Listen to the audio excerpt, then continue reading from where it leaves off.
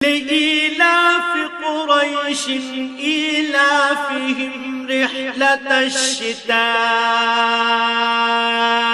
والصيف কাবার পাহারাদার কুরাইশ বংশের প্রতিরক্ষার জন্য, তাদের প্রতিরক্ষা শীত ও গরমকালের সফরের জন্য।